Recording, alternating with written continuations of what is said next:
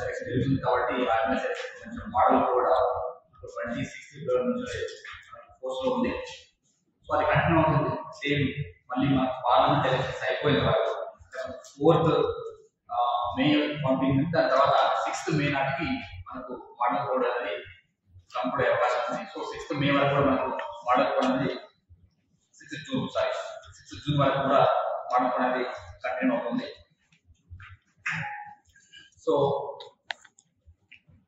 ఇచ్చిన షెడ్యూల్ ప్రకారంగా మన దగ్గర ఎంతకు తెలుసు వికారాబాద్ జిల్లాలో మనకు 2 పార్లమెంటరీ కాన్ఫరెన్స్ వాటిలో రావడం జరుగుతుంది.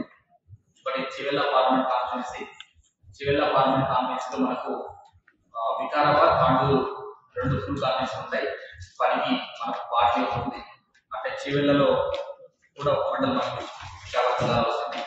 అంటే మహబూబ్నగర్ పార్లమెంట్ కాన్ఫరెన్స్ లో మనకు కొడంగల్ అసెంబ్లీ సెగ్మెంట్ లో పార్టీ మనకు మన జిల్లాలో వస్తుంది. సో వీటికి సంబంధించి ఇప్పటికే మనకు మన జిల్లాలో ఉన్న 4 అసెంబ్లీ సెగ్మెంట్స్ అసెంబ్లీ సెగ్మెంట్స్ అంటాము. పార్లమెంట్ కాన్ఫరెన్స్ లో భాగంగా ఉన్న అసెంబ్లీ సెగ్మెంట్ అంటాము. సో మనకు ఈ 4 అసెంబ్లీ సెగ్మెంట్లో 4 ER అసిస్టెంట్ రిటర్నింగ్ ఆఫీసర్ ఇప్పటికే మనం అపాయింట్ చేసుకోవడం జరిగింది. వికారాబాద్ అంటే చివెల్ల పార్లమెంట్ కాన్ఫరెన్స్ లో ఉన్న 3 అసెంబ్లీ సెగ్మెంట్, ఒకటి వచ్చేసి వికారాబాద్ అసెంబ్లీ సెగ్మెంట్, దానికి additional collector local bodies Rahul Sharma ER assistant returning officer కావడం జరుగుతుంది. 6 వచ్చేసి మనకు కలెక్టర్ రంగారెడ్డి చివెల్ల పార్లమెంట్ కాన్ఫరెన్స్ కి 6 రిటర్నింగ్ ఆఫీసర్ కావడం జరుగుతుంది.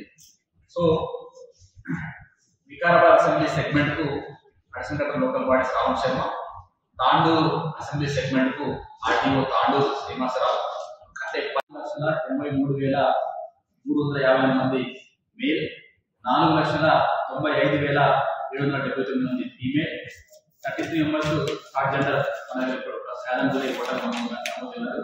ఓటర్ నమోదు కావడానికి మనకు చివరి తేదీ వచ్చేసి notification date that is 18th April. అంటే 18th ఏప్రిల్ వరకు మీరు ఆన్లైన్ లో అప్లై చేసుకోవచ్చు. అప్లై చేసిన వాళ్ళు కూడా ఎలిజిబుల్ ఉంటే వాళ్ళు ఓటర్గా నమోదు చేయడం జరుగుతుంది. సో ఇంకా ఎవరైనా మిస్ అయి ఉంటే కూడా మీరు ఓటర్గా మీ పేరు నమోదు చేసుకోవడానికి ఆన్లైన్ లో ఫామ్ 6 ద్వారా, లేదా ఆల్రెడీ ఉంటే కన్నా అక్కడి నుంచి ఇక్కడికి మీరు నివసిస్తున్న ప్రాంతాన్ని మార్చుకోవడానికి ఫామ్ 7 ద్వారా అప్లై చేసుకోవాల్సిందిగా రిక్వెస్ట్ చేస్తా ఉన్నాం. ఇందులో నాకు ఇప్పటికే ఇంకా మన దగ్గర పెండింగ్ ఉన్న వాటిని కూడా ఎక్కువ చేసే తీసుకుంటున్నాం. దాంట్లో ఎవరైనా ఇంకా మీకు అప్లై చేసుకుంటే వాళ్ళను ఇప్పుడు చేసుకోవాల్సింది మేము రిక్వెస్ట్ చేస్తాము. తర్వాత నెక్స్ట్ చేసి మనకు పోలింగ్ సంబంధించి ఇప్పటికే పోలింగ్ పార్టీస్ ఐడెంటిఫై చేసుకోవడం జరిగింది. తర్వాత సెక్టార్ కొత్తగా వచ్చిన RDO వికారాబాద్ వసంతచంద్ర తను AR వసంతచంద్ర అవడం జరిగింది. అంటే మహబూబ్నగర్ పార్లమెంట్ ప్రాంతంలో భాగమైన కొడంగల్ అసెంబ్లీ సెగ్మెంట్ కు అడిషనల్ కలెక్టర్ రెవెన్యూ లింగనాయక్ గారు AROగా వ్యవహరించడం జరుగుతుంది. సో మనకు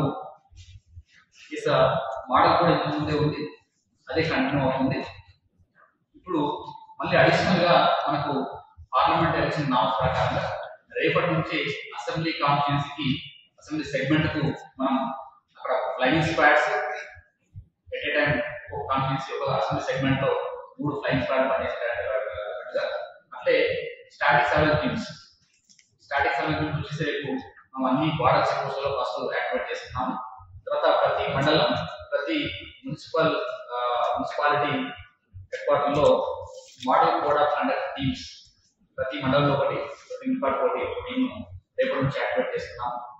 అదేవిధంగా మనకు సువిధా పోవడం ద్వారా రాజకీయ పార్టీలు, పొలిటికల్ పార్టీస్ కావచ్చు, లేదా ఇతర వ్యక్తులు ర్యాలీ కానీ మీటింగ్ కానీ జరుపుకోవడానికి పర్మిషన్ తీసుకోవచ్చు. వితౌట్ పర్మిషన్ ఎలాంటి ర్యాలీ కానీ మీటింగ్ కానీ ఏది కూడా కండక్ట్ చేయడానికి వీల్లేదు. Even though it is a non political అయినా కూడా వాటికి మీరు మీ ERO దగ్గర పర్మిషన్ తీసుకోవాల్సి ఉంటుంది.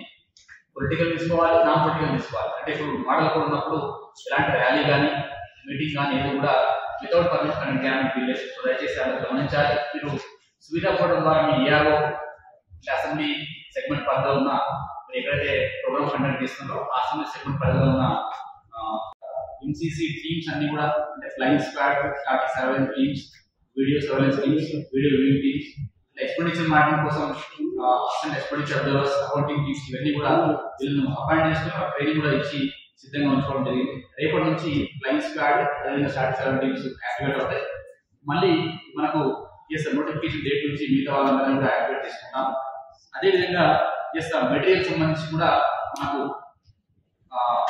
సెలక్షన్ కావాల్సిన మెటీరియల్ కోసం ఇప్పటికి మనం సిఓ స్క్రీన్ పెట్టడం జరిగింది. మనకు టైం ఉంది కాబట్టి అది ఇంకా మనకు రావడానికి ఆస్కారం ఉంటుంది. తర్వాత పోలింగ్ స్టేషన్ సంబంధించి పోలింగ్ స్టేషన్స్ లో ఇప్పుడు 1133 ప్లస్ కొత్తగా రాబోయే 15 అన్నింటిలో కూడా బేసిక్ మినిమం ఫెసిలిటీస్ ఏర్పాటు చేసే విధంగా చర్యలు తీసుకుంటా ఉన్నాం. దీంతో పాటుగా ఓటర్స్ కోసం ఎలక్షన్ కమిషన్ నుంచి చాలా ఈజీ మెథడ్ లో పర్మిషన్ తీసుకోవడానికి సువిధ యాప్ ఉంది. అట్లే మీరు మీ యొక్క ఓటర్ లిస్ట్ లో మీ యొక్క ఎపిక్ కార్డు కావచ్చు లేదా మీ పోలింగ్ స్టేషన్ యొక్క డీటెయిల్స్ కనుక్కోవడానికి మీకు ఓటర్ హెల్ప్ లైన్ యాప్ అనేది ఉంటుంది. ఆ ఓటర్ హెల్ప్ లైన్ యాప్ ద్వారా మీరు కనుక్కోవచ్చు. అట్లే నోటిఫికేషన్ తర్వాత కంటెస్టింగ్ క్యాండిడేట్ సంబంధించి మీరు ఇన్ఫర్మేషన్ తీసుకోవడానికి కూడా నో యువర్ క్యాండిడేట్ అనే ఒక యాప్ ఉంది. ఆ నో యువర్ అనే యాప్ ద్వారా మీరు మీ కంటెస్టింగ్ క్యాండిడేట్ వివరాలను తెలుసుకోవచ్చు. అట్లే ఏదైనా మోడల్ కోడ్ వైలేషన్ జరిగితే డబ్బులు పంచినా, టికెట్ పంచినా లేదా ఇంకేమైనా ఉచిత ఆర్టికల్స్ పంచినా కూడా కంప్లైంట్ చేయడానికి సివిజిల్ యాప్ ఉంది. సో ఓటర్స్ లేదా పబ్లిక్ యొక్క మొబైల్ యాప్ ద్వారా కూడా ఈజీగా జిల్లాలో రౌడీ షీటర్స్ మనకి 303 మంది ఉన్నారు. అదేవిధంగా అదర్ సస్పెక్ట్ షీట్స్ 428 ఉన్నాయి. టోటల్గా 731 మెంబర్స్ మనకి హిస్టరీ షీట్లో నమోదయ్యారు. కాబట్టి వీళ్ళందరూ కూడా ఆల్రెడీ లాస్ట్ అసెంబ్లీ ఎలక్షన్లో బౌండర్ చేయడం జరిగింది. ఇంకా వీళ్ళు మారకుండా కూడా రిమైనింగ్ అదర్ అనుమానితుల్ని వీళ్ళు చట్టాన్ని ఉల్లంఘించే వాళ్ళ మీద కూడా బౌండర్స్ స్టార్ట్ చేయడం జరుగుతుంది. ఎన్ఫోర్స్మెంట్లో భాగంగా liquor, cash, other gift articles వీటన్నిటి మీద కూడా నిఘా పెట్టడం జరిగింది. వీటన్నిటి మీద కూడా మేము ఎన్ఫోర్స్ చేయడానికి flying squads, static surveillance teams, check పోస్ట్తో పాటు ఇంటెలిజెన్స్ వ్యవస్థని అప్రమత్తం చేసి ఇంకా కూడా వాళ్ళని కేసు ఎక్కువ చేయడానికి ప్రయత్నం చేస్తాం. జిల్లాలో ప్రస్తుతానికి శాంతి భద్రతల పరంగా చాలా ప్రశాంతంగా ఉంది. ఎవరైనా వాటికి ఆటంకం కలిగిస్తే కఠిన చర్యలు తీసుకుంటాం. నార్మల్ టైంలోనే సీరియస్ ఉంటాం. ఎలక్షన్ టైం ఇంకా కూడా గట్టిగా ఉండడానికి అవకాశం ఉంటుంది. కాబట్టి అందరూ కూడా చట్ట పరిధిలో